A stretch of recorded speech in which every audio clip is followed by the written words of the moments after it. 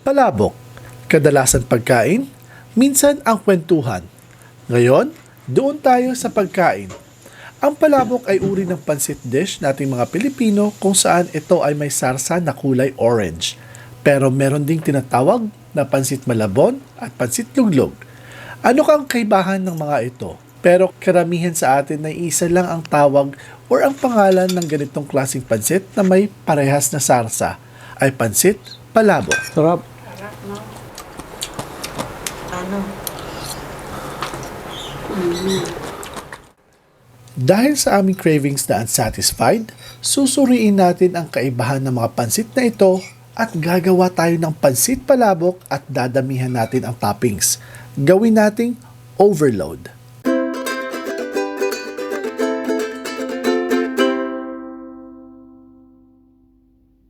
Mayong adlaw mga kaigalaan! Kami ang Wondering Kusina. Ako si Chakoy. Ako si Mark. Mga ka-wonders, this is our second recipe of the New Year 2024. Yes, at yung lulutuin natin mga wonders is overload palabok. Wow! So, kakaiba ito. So, ang tabayanan kung anong process ang gagawin ni Chef Mark para dito sa ating overload palabok. If you're new to Wondering Kusina, please don't forget to subscribe at saka click that notification bell para updated kayo sa lahat ng mga bagong videos namin. Ito yung process ng ating Overload palabok.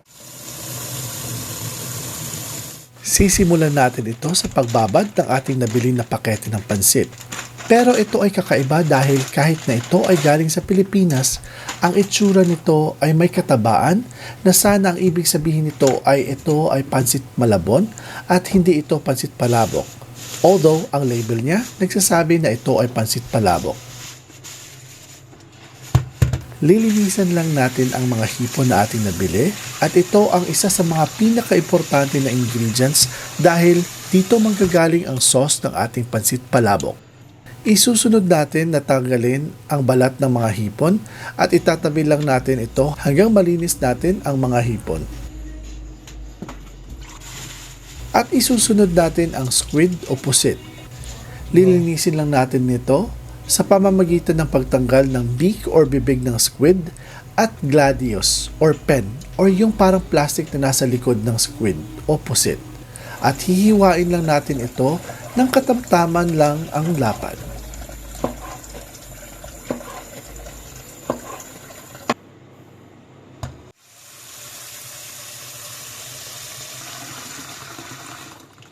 Papakuluan lang natin ang balat at ulo ng hipon sa maraming tubig at lagyan natin ito ng konting asin para sa pampalasa.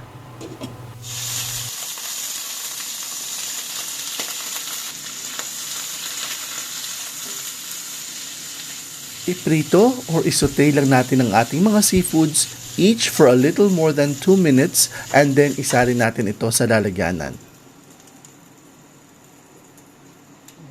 And then yung ating squid. Asin.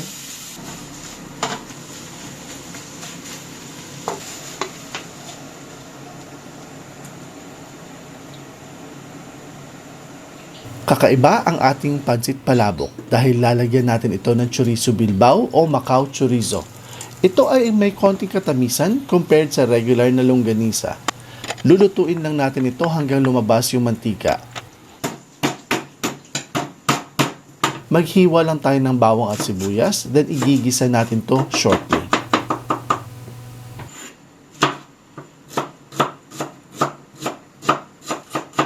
Lagyan natin yung ating bawang, sibuyas. So, lagay natin itong ating giniling. Pork giniling yung gagamitin natin. So, pwede rin ngayon gumamit ng chicken or beef giniling. So, mga wonders, lutuin lang natin itong ating pork giniling hanggang mag-brown siya at maluto na siya at lumambot. Then, balikan natin. So, but before that, lalagyan muna natin ng asin. Konting asin. Oo. Balikan natin pag naluto na to. So, yung sabaw natin kanina na ginawa, yung shrimp, lagay natin lahat to. Yan.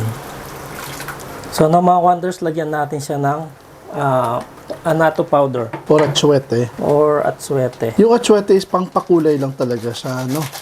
Wala tong lasa. May konti siyang lasa pero hindi siya significant na lasa na masasabing magpapabago talaga ng lasa ng sabaw or yung pagkain. So, kulang sa pula. Kulang pa sa pula. Paglalagyan mo yan, pag linagyan mo yun, So, kailangan din natin dito ng cornstarch, pampalapot. Lagyan natin ng 3 tablespoon. Nauna na yung 2 tablespoon. Tunawin lang natin. So, tikman muna natin itong mga condors kung okay na yung lasa niya para ma-adjust natin.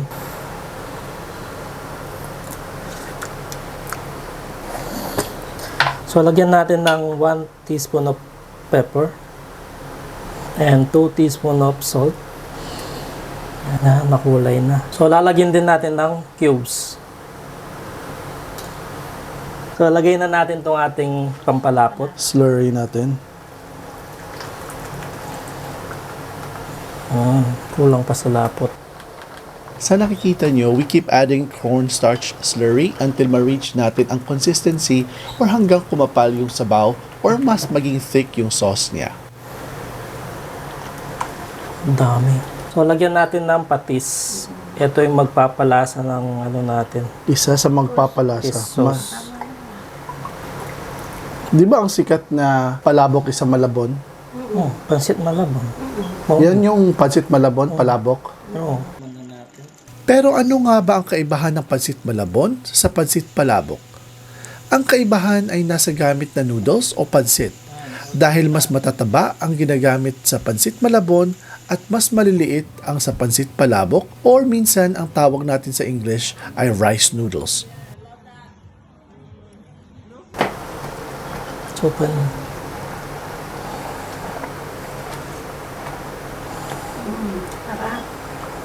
Sarap na? Okay na. sa pang cubes daw. Nag-request si Mother.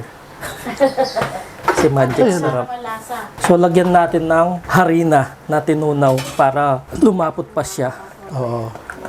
Sabi ng mga experts natin dito Sabi na ng mga senior.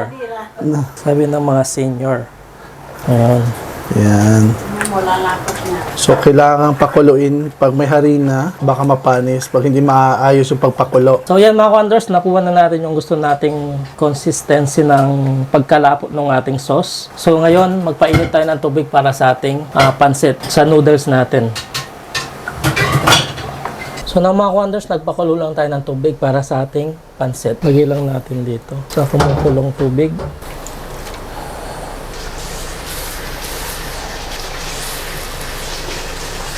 Pag kumulo na siya, pakukuluan natin ng mga 2 to 3 minutes and then tanggalin na natin. So now mga Wonders, tanggalin na natin sa tubig niya. So malambot na siya. Tara.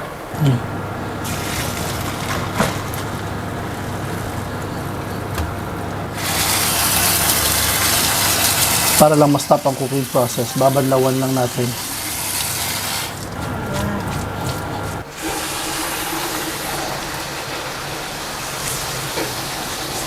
So now mga Wonders, lagay na natin lahat ng ating sauce at yung mga toppings natin sa ating pansit. So unahin natin itong ating sauce.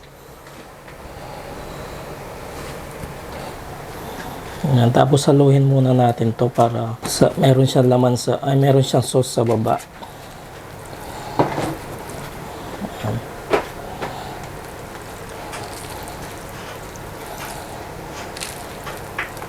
We notice sa ibang mga palabok na binibenta, yung toppings lang ang merong sauce. So what we're going to do here is we have to make sure na kahit or maubusan mo ng toppings, yung lasa ng sauce nandoon pa rin sa ilalim. So ngayon, lagyan natin ng sauce sa taas. Parang spaghetti. Oo nga. Ayan. So ilagay na natin yung ating mga topping. So unahin natin itong ating squid. Kakamayin ko na yan. Malinis naman yung kamay ko.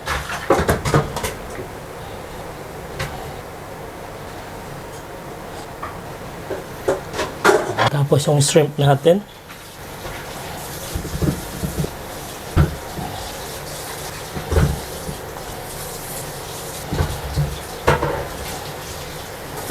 Lagyan natin yan lahat. And then yung ating chorizo, bilbao. Then yung ating boiled egg.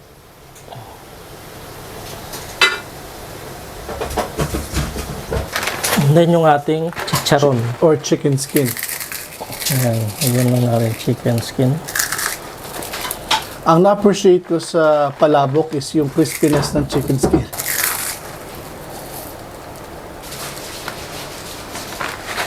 And then yung last, yung ating daon ng sibuyas. Ayan na. Ready na ang aming overload pansit palabok. Overload. Lagyan natin ng lemon. Usually, crushed na chicharong baboy ang ginagawang toppings dito or minsan ay tinapa. Pero sa recipe namin, ginamitan namin ito ng chicken skin chicharon.